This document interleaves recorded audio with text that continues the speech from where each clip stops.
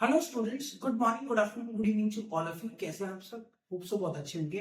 मैं बताता हूँ, मैं भी बहुत अच्छा हूँ। तो आज हम क्लास 11 का जो सबसे इंपॉर्टेंट चैप्टर है फाइनेंशियल स्टेटमेंट, उसके अंदर टॉपिक आता है डायरेक्ट एक्सपेंस और इनडायरेक्ट एक्सपेंस। आज उसको हम बहुत ही डेप्थ में समझने वाले हैं और ऐसे समझेंगे और प्रैक्टिकल एग्जांपल से समझेंगे कि फिर कभी गलती नहीं होगी। एक बात ध्यान रखना, अगर ये दोनों चीजें ही आपको समझ नहीं आई तो आई कैन गारंटी यू ना ही आप ट्रेडिंग अकाउंट सही कर सकते हो और ना ही आप प्रॉफिट एंड लॉस अकाउंट सही कर सकते हो। तो इन दो वर्ड्स का मीनिंग जानना बहुत ही ज्यादा इंपॉर्टेंट है। और एक बात और, क्लास 11th के अंदर चाहे कोई भी स्कूल हो, एनी स्कूल, ये जो चैप्टर है, इस चैप्टर की जो वेटेज होती है वो 15 मार्क्स के अराउंड होती है, राइट। तो अगर 80 मार्क्स का पेपर है तो ऑन एन एवरेज 20% चैप्टर, जो 20% वेटेज है, वो यही चैप्टर कवर करेगा। तो इस टॉपिक को बहुत ध्यान से समझना, बहुत ही प्रैक्टिकल एग्जांपल में ये टॉपिक हम समझने वाले हैं। Please direct expense. अच्छा, एक चीज पहले ये हमें बतानी चाहिए कि डायरेक्ट एक्सपेंस आते हैं और इनडायरेक्ट एक्सपेंस आते हैं। सर, जो डायरेक्ट एक्सपेंस होते हैं ये आते हैं ट्रेडिंग अकाउंट के अंदर। ट्रेडिंग अकाउंट में आप इन्हें शो करते हो डेबिट साइड में, और इनडायरेक्ट एक्सपेंस को आप शो करते हो प्रॉफिट एंड लॉस अकाउंट में, डेबिट साइड के ऊपर। ठीक, अब मतलब समझते हैं expense, direct expense, indirect expense का मीनिंग क्या है। देखो जी, जो एक्सपेंसेस हैं वो हमारे बिजनेस के अंदर से ही निकल के आ रहे हैं, उसी को ही हमने कैटेगराइज कर रखा है डायरेक्ट एक्सपेंस और इनडायरेक्ट एक्सपेंस, राइट। तो एक बार समझते हैं बिजनेस के अंदर खर्चे कहां कहां पे और कैसे कैसे हो सकते हैं, राइट। स्टार्ट करते हैं। लेट्स से हमने एक बिजनेस करना है, चॉकलेट का बिजनेस करना है, ठीक है। तो चॉकलेट के बिजनेस के लिए सबसे पहले हमें क्या करना पड़ेगा, एक एजेंट को हायर करना पड़ेगा। ये एजेंट क्या करेगा? सर, ये एजेंट हमें रॉ मटेरियल अरेंज करके देगा।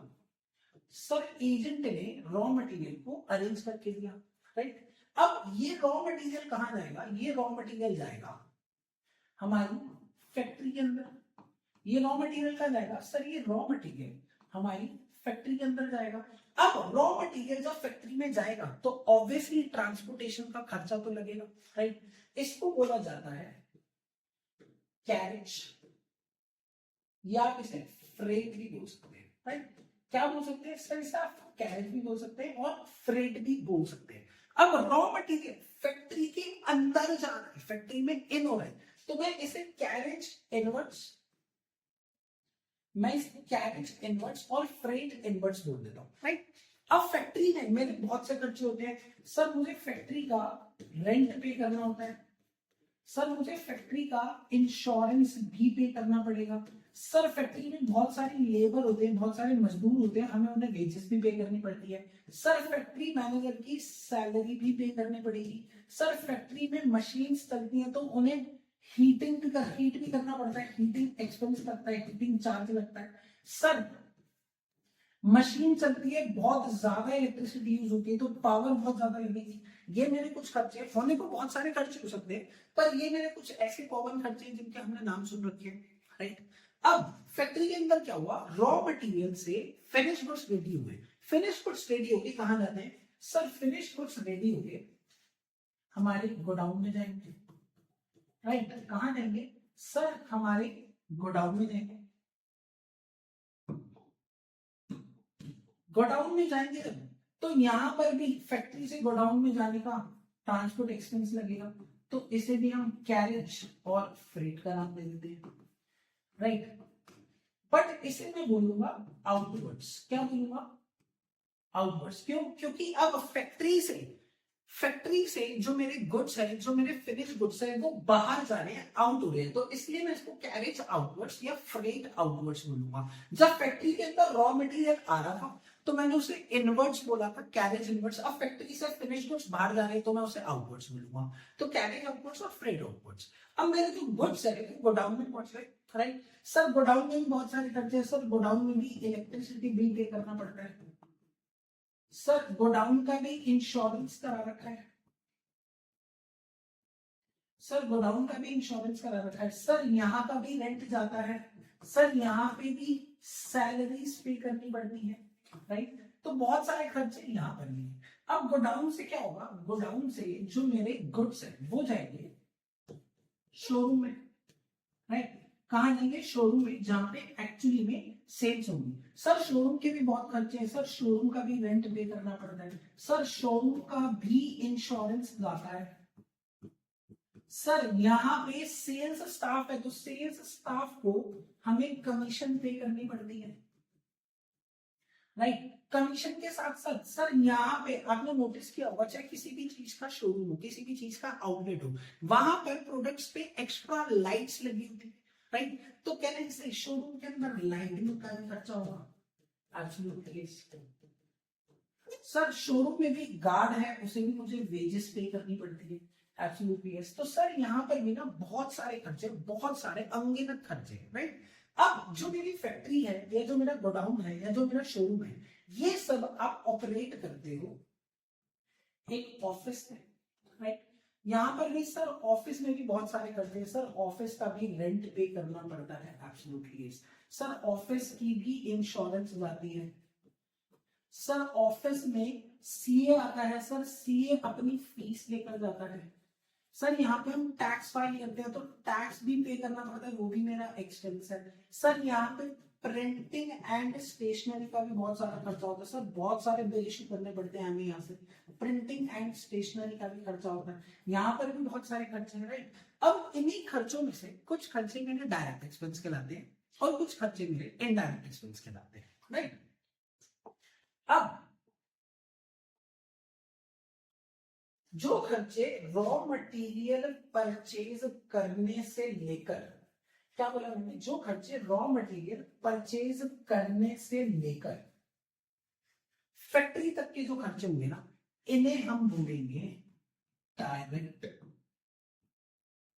एक्सपेंस। क्या बोलेंगे सर, रॉ मटेरियल परचेज करने से लेकर, रॉ मटेरियल परचेज करने से लेकर फैक्ट्री तक के जितने भी खर्चे हैं उन्हें हम डायरेक्ट एक्सपेंस बोलेंगे। और जो रिमेनिंग है, जो ये आगे के खर्चे हैं, कहां के सर, ये जो आगे के खर्चे हैं सर, गोडाउन से लेकर ऑफिस और मेरे शोरूम तक के खर्चे, सर इन एक्सपेंस को मैं बोलूंगा, सर इन एक्सपेंस को मैं बोलूंगा कि ये मेरे सर इनडायरेक्ट एक्सपेंस है। क्या बोलूंगा सर मैं, ये मेरे इनडायरेक्ट एक्सपेंस है, राइट। तो अगर मुझे क्रक्स निकालना हो डायरेक्ट एक्सपेंस और इनडायरेक्ट एक्सपेंस का, तो कहने से फैक्ट्री तक के जो खर्चे हैं, जो मैन्युफैक्चरिंग तक के खर्चे हैं, वो मेरे डायरेक्ट एक्सपेंस है, और उसके अलावा जो आगे के खर्चे हैं that is my indirect expenses, right. अब मैं यहाँ पर आपसे कुछ क्वेश्चंस पुट अप करने वाला हूं, तो वो क्वेश्चंस को देखकर आप लोग मुझे आंसर करेंगे, कमेंट में आंसर करेंगे कि कौन सा खर्चा डायरेक्ट है और कौन सा खर्चा इनडायरेक्ट है। स्टार्ट कर दो। अगर मैं आपको बोलूं rent of A factory, sir factory का रेंट, तो ये मेरा कौन सा खर्चा होगा सर, सिंपल है, फैक्ट्री का खर्चा है सर, ये मेरा डायरेक्ट एक्सपेंस होगा, डायरेक्ट एक्सपेंस होगा, और इसे मैं ट्रेडिंग अकाउंट में डालूंगा, एब्सोल्युटली यस। ठीक है, ठीक है जी सर, बहुत सिंपल है। अगर मैं बोलता हूं आपको rent of A showroom, showroom का रेंट पे करना है सर, ये भी बहुत सिंपल है, शोरूम का खर्चा है, मेरी फैक्ट्री का खर्चा नहीं है, तो ये मेरा इनडायरेक्ट एक्सपेंस होगा, एब्सोल्युटली यस, इनडायरेक्ट एक्सपेंस होगा। और ये कहेगा मेरे sir profit and loss account, right. Sir अगर मैं आपको बोलता हूं ओनली रेंट, ये कहेगा, ओह सर ये तो आगे मेंशन ही नहीं करा आपने, क्या है, ठीक है। अगर मैं आपको बोलता हूं ओनली रेंट, ये कहां पर आएगा, ठीक है, अभी इसके बारे में डिस्कस करेंगे। नेक्स्ट देखते हैं, अगर मैं आपको बोलता हूं wages of A factory worker, factory worker की वेजेस, ये कहेगी सर अगेन फैक्ट्री का खर्चा है, तो सिंपल है सर, ये मेरा डायरेक्ट एक्सपेंस कहलाएगा। और अगर मेरा डायरेक्ट एक्सपेंस है तो इसे मैं ट्रेडिंग अकाउंट में डालूंगा, एब्सोल्युटली यस, इसे मैं कहा डालूंगा सर, ट्रेडिंग अकाउंट में डालूंगा, क्लियर है। सर अगर मैं बोलता हूं wages of A showroom guard, ठीक है, जो गार्ड है मेरा उसकी वेजेस। सर सिंपल है, शोरूम का खर्चा नहीं, फैक्ट्री का खर्चा नहीं, this will be my indirect expense और ये डलेगा प्रॉफिट एंड लॉस अकाउंट के अंदर। एब्सोल्युटली यस, ठीक है। बट अगर मैं आपको सिर्फ वेजेस बोलता हूँ, अगेन सर यहाँ पर कुछ मेंशन ही नहीं है, ठीक है जी, इसको बाद में डिस्कस करेंगे। नेक्स्ट देखते हैं, अगर मैं आपको बोलता हूं salary of A factory manager, factory manager की सैलरी, सिंपल है सर, फैक्ट्री से रिलेटेड खर्चा है, अगेन ये मेरा डायरेक्ट एक्सपेंस होगा और एट द सेम टाइम ये ट्रेडिंग अकाउंट के अंदर आएगा। बिल्कुल सही बात है सर। अगर मैं आपको बोलता हूं salary of A showroom staff, salary of A showroom या ऑफिस ले लो, कुछ भी बोल दो इसमें से, salary of A showroom staff या ऑफिस स्टाफ, तो ये आएगा सर, अगेन ये मेरी फैक्ट्री का खर्चा नहीं है, तो इसे मैं इनडायरेक्ट एक्सपेंस कंसीडर करूंगा और प्रॉफिट एंड लॉस अकाउंट में डालूंगा, व्हिच इज अगेन राइट, ठीक है। बट अगर मैं आपको सैलरी बोलता हूँ, क्या बोलता हूँ, अगर मैं आपको सिर्फ सैलरी बोलता हूँ तो अगेन सर कंफ्यूजन, क्योंकि आगे कुछ बता ही नहीं रखा सैलरी है कहां, राइट। लास्ट बोलते हैं, उसके बाद डिस्कशन करेंगे। अगर मैं आपको बोलता हूं कैरेज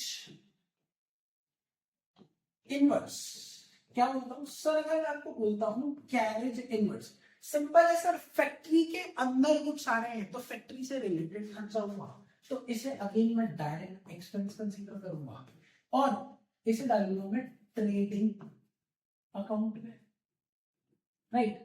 और अगर मैं बोलता हूं कैरेज आउटवर्ड्स, ठीक है, क्या बोलता हूं, अगर मैं बोलता हूं कैरेज आउटवर्ड्स, देखते हैं यहाँ पे कैरेज आउटवर्ड्स कहां पड़ता है, राइट। अगर मैं बोलता हूं कैरेज आउटवर्ड्स, तो कैरेज आउटवर्ड्स जो आता है, कैरेज आउटवर्ड्स जो आता है वो आता है मेरा इनडायरेक्ट एक्सपेंस के अंदर, राइट। तो अगर मैं कैरेज आउटवर्ड्स बोलता हूं तो इसे हम इनडायरेक्ट एक्सपेंस कंसीडर करेंगे, एब्सोल्युटली इनडायरेक्ट एक्सपेंस कंसीडर करेंगे और इसे हम प्रॉफिट एंड लॉस अकाउंट में डालेंगे, एब्सोल्युटली यस, ठीक है। तो बट अगर मैं आपको बोलता हूं ओनली कैरेज, ठीक है, अगर मैं आपको बोलता हूं ओनली कैरेज, अगेन यहां पर हमें कंफ्यूजन हो जाती है कि ये जाएगा कहां पर, राइट। तो इसको एक बार डिस्कस करते हैं कि ये सारी चीजें जाएंगी कैसे, ठीक है। अगर यहां पर हमने सबसे पहले एग्जांपल लिया था रेंट का, तो अगर मैं बोल रहा हूं रेंट ऑफ अ फैक्ट्री, तो यहां पर क्लियर कट पता चल रहा है फैक्ट्री का रेंट है तो वो डायरेक्ट में जा रहा है। और अगर मैं बोल रहा हूँ रेंट ऑफ ए शोरूम, यहां पर भी क्लियर कट पता चल रहा है कि फैक्ट्री से रिलेटेड खर्चा नहीं है, तो दैट्स व्हाई इसे इनडायरेक्ट है। बट अगर मैं फैक्ट्री लिख रहा हूं तो कंफ्यूजन हो रही है, राइट। तो अब देखते हैं इस कंफ्यूजन का सॉल्यूशन क्या है। सॉल्यूशन ये है, जब भी हमें कंफ्यूजन हो, जब भी हमें वर्ड्स ऐसे दे दिए जाए जहां पर डिस्क्राइब ना किया हो कि फैक्ट्री का खर्चा या इनडायरेक्ट खर्चा, तो उस केस में हम उस कैसे कैटेगराइज करेंगे, उस केस में जो हम कैटेगराइज करेंगे ना, वो हम उसको प्रेफरेंस के बेसिस पर करेंगे। किस बेसिस पर करेंगे? प्रेफरेंस के बेसिस पर करेंगे, या जहां पर वजन बहुत ज्यादा होगा, वेटेज जिसकी ज्यादा होगी, हम वहां पर उसे कैटेगराइज करेंगे। सर थोड़ा सा एक्सप्लेन करो इसका मतलब क्या है। एग्जाम्पल लेते हैं, अगर विराट कोहली के साथ मेरा मैच करवा दिया जाए क्रिकेट का, और एक सामने बॉलर दे दिया जाए जो 150 की स्पीड में बॉलिंग कर रहा है, 6 बॉल वो मुझे डालेगा, 6 बॉल वो विराट कोहली को डालेगा, किसकी ज्यादा चांसेस है मैच जीतने के? Sir clear cut Virat Kohli के चांसेस है। क्यों? Because he is a cricketing professional, right.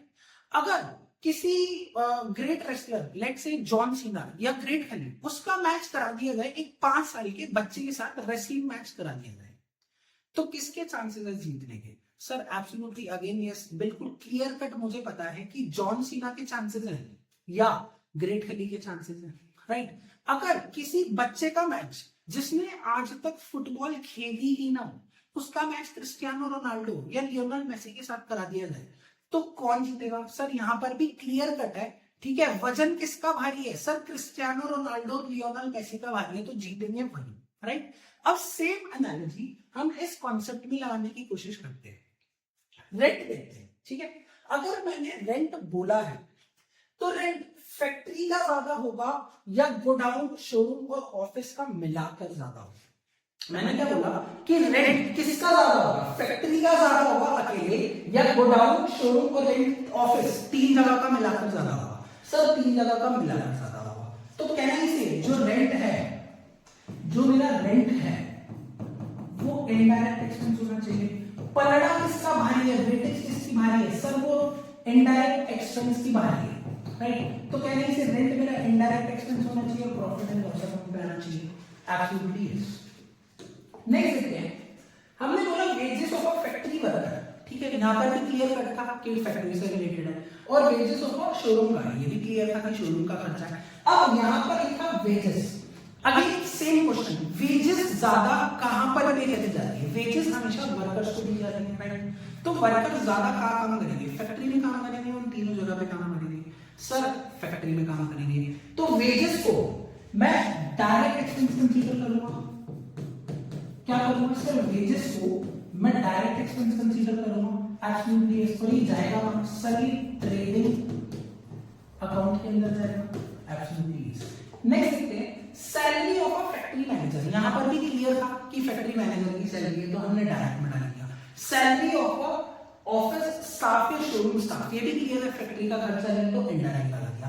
अब सैलरी लिखिए, ठीक है। सैलरी ज्यादा कहां पे करी जाएगी? ऑफिस में पे करी जाएगी, शोरूम में पे करी जाएगी, गोडाउन में पे करी जाएगी, इन तीनों में कंबाइंड, या फिर फैक्ट्री में ज्यादा पे करी जाएगी? एब्सोल्युटली सर फैक्ट्री में तो वर्कर ज्यादा होते हैं, ठीक है। सैलरीड वाले जो पर्सन होते हैं, सैलरीड वाले जो एम्प्लॉय होते हैं, वो ऑफिस और शोरूम में ज्यादा होंगे। Absolutely yes. तो सैलरी कहां जाएगा मेरा? सर सैलरी होगा मेरा indirect expense and I will transfer it in P and L account, right, ठीक है। अब यहां पर एक क्वेश्चन होता है, अगर मैं यहां पर लिख देता हूं आपको वेजेस एंड सैलरी, क्या लिखा मैंने? Wages and salary. Oh sir ये तो दोनों वर्ड है, तो जब भी ऐसे आएगा ना वेजेस एंड सैलरी, तो जो पहला वर्ड होगा क्या होगा? जो पहला वर्ड होगा उसको देखा जाएगा। तो वेजेस का आती है, वेजेस आती है डायरेक्ट एक्सपेंस, हम उसे कंसीडर करते हैं और ट्रेडिंग अकाउंट में लिखते हैं। तो वेजेस एंड सैलरी कहां आएगा? सर डायरेक्ट एक्सपेंस कंसीडर होगा, ट्रेडिंग अकाउंट में आएगा। ऐसे ही अगर मैं सैलरी एंड वेजेस लिख देता हूं, सैलरी एंड वेजेस, तो पहला वर्ड कौन सा है? सैलरी। तो ये कहां आना चाहिए? सर ये इनडायरेक्ट एक्सपेंस में आना चाहिए और ये डलेगा प्रॉफिट एंड लॉस अकाउंट के अंदर, राइट। नेक्स्ट देखते हैं, कैरेज इनवर्ड्स क्लियर पता है डायरेक्ट, कैरेज आउटवर्ड्स क्लियर पता है इनडायरेक्ट एक्सपेंस। वीडियो को यहां पर पॉज करो और कैरेज बताने की कोशिश करो कि कैरेज कहां पर आएगा, ठीक है। कमेंट करना मुझे, ठीक है, और उसके बाद आंसर मैच करना कि आपका आंसर सही है या नहीं, ठीक है। कितने बच्चे जो है जो कह रहे हैं कि कैरेज सर शोरूम से कैरेज जो है वो इनडायरेक्ट एक्सपेंस कंसीडर होगा, राइट, और कितने ही बच्चे जो कह रहे हैं कि डायरेक्ट एक्सपेंस कंसीडर होगा। तो इसका जो आंसर है वो है कि हम इसे डायरेक्ट एक्सपेंस कंसीडर करेंगे और ट्रेडिंग अकाउंट के अंदर डालेंगे। सर लेकिन ऐसा क्यों? यहां पर तो यहां पर भी मटेरियल जा रहा है, फैक्ट्री से गोडाउन जा रहा है, गोडाउन से शोरूम जा रहा है, तो यहां पर कैरेज ज्यादा लगना चाहिए ना as compare to raw material to factory, right. आप लोग ऐसा ही सोच रहे होंगे, ठीक है, बट इसका एक्चुअल में आंसर है दिस इज नॉट करेक्ट। जो कैरेज है वो आपका डायरेक्ट ही कंसीडर होगा। उसका रीजन क्या है? उसका रीजन ये है, यूजुअली ये देखा जाता है कि जो रॉ मटेरियल होता है ना, क्या होता है, जो हमारा रॉ मटेरियल होता है वो रॉ मटेरियल कहीं पर भी मिल सकता है, ठीक है। जैसे आपकी फैक्ट्री अगर दिल्ली के अंदर है तो मान लो आपको रॉ मटेरियल मिला कैलकाटा में, या रॉ मटेरियल मिला उड़ीसा में, या रॉ मटेरियल चाइना में मिला, चाइना से आपकी फैक्ट्री में आया, राइट। तो यूजुअली रॉ मटेरियल से लेकर फैक्ट्री तक का जो डिस्टेंस होता है ना, क्या बोला मैंने, रॉ मटेरियल से लेकर फैक्ट्री तक का जो डिस्टेंस होता है वो ज्यादा होता है एज कंपेयर टू फैक्ट्री से गोडाउन और गोडाउन से शोरूम। और जब भी डिस्टेंस कितना ज्यादा होगा ना, तो अगर डिस्टेंस ज्यादा है तो इट मींस रिस्क बहुत ज्यादा है। तो रिस्क को मिनिमाइज करने के लिए जो बिजनेसेस हैं बाहर से ट्रांसपोर्ट हायर करती है, और अगर बाहर से ट्रांसपोर्ट हायर की है तो उसे आपको कैरेजेस पे करनी पड़ेगी ही पड़ेगी। यस, हाँ, अगर फैक्ट्री से गोडाउन से शोरूम, यूजुअली यहाँ का डिस्टेंस होता है बहुत कम होता है, ठीक है, कंपैरेटिवली उससे, और कम डिस्टेंस को कवर करने के लिए ये देखा जाता है कि बिजनेसेस के खुद के ही ट्रांसपोर्ट होते हैं, खुद के ही व्हीकल्स होते हैं, राइट। तो अगर व्हीकल खुद का है तो अपने व्हीकल्स को क्या ही भाड़ा पे करना, राइट। तो जो कैरेज है वो मेरा डायरेक्ट एक्सपेंस कंसीडर होगा और ट्रेडिंग अकाउंट में जाएगा, राइट। एक क्वेश्चन और है, क्वेश्चन ये है, salary of A factory worker, किसकी सैलरी है sir? Salary of A factory manager की सैलरी है, हु इज मैनेजिंग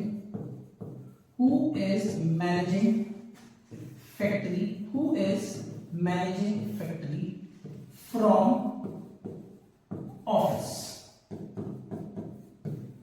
कमेंट करके अपना आंसर बताओ, इसका आंसर क्या होगा? Salary of A factory manager की सैलरी है, लेकिन ये जो फैक्ट्री मैनेज कर रहा है, ये जो मैनेजर फैक्ट्री मैनेज कर रहा है, ये ऑफिस से कर रहा है, तो ये कौन सा एक्सपेंस होना चाहिए? मुझे पूरा यकीन है आप में से बहुत सारे बच्चे इस आंसर का गलत ही जवाब देंगे, राइट। तो अगर मुझे salary of A factory manager, किसकी है?